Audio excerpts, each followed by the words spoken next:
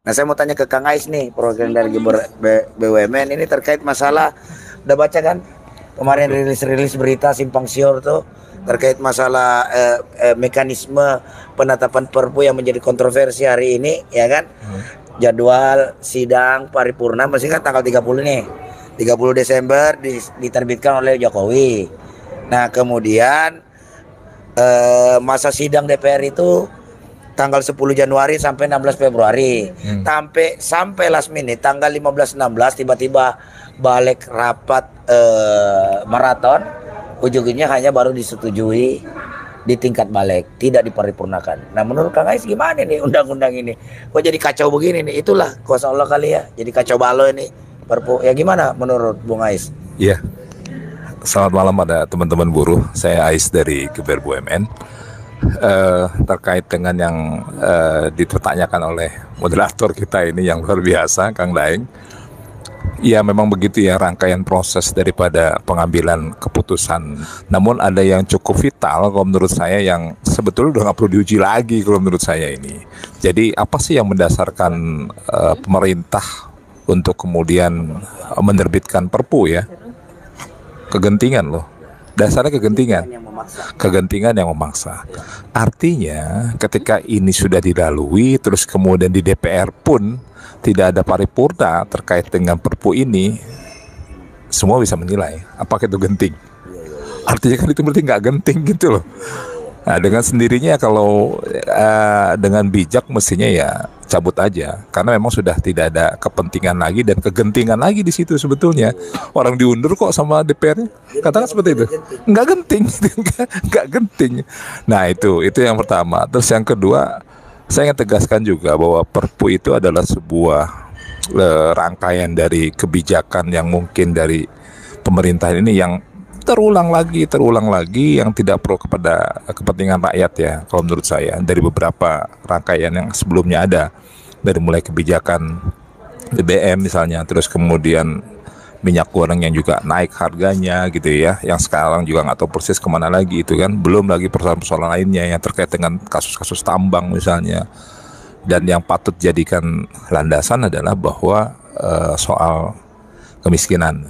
Nah, kemiskinan kan kabar terakhir itu juga kabarnya naik ya, 26, sekian juta orang itu yang ada di garis kemiskinan. Nah, belum jatuh miskin gara-gara pandemi ini misalnya.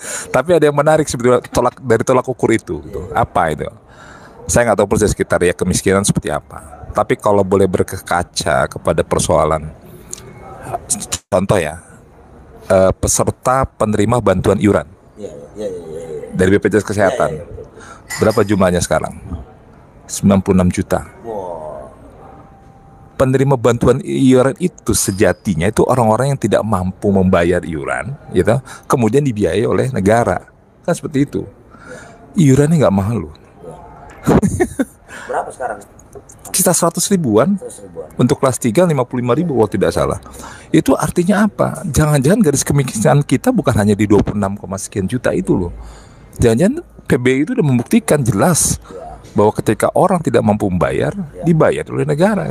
Artinya kan miskin itu. Karena data juga hasil lembaga survei itu banyak tipu-tipunya sekarang. Iya. Kagak jelas. Jadi data sumber bahwa ini sebagai lembaga survei harusnya bersifat independen, objektif, dan tentu saja ilmiah. Iya. Itu tidak terjadi hari ini. Yang ada yang diputarbalikkan fakta. Miskin dibilang kaya, kaya dibilang miskin. Ya kan, ternyata kan kemiskinan, wah 96 juta, ngeri itu. Udah mau 100 juta itu. Iya, cek aja gitu kan, data PBI, BPJS Kesehatan, itu yang saya bilang tadi. Jadi ukurannya itu nggak usah susah-susah gitu loh. Cukup dari PBI aja, mungkin kalau boleh kita ambil ukuran ke situ, itu sebenarnya ngeri ya.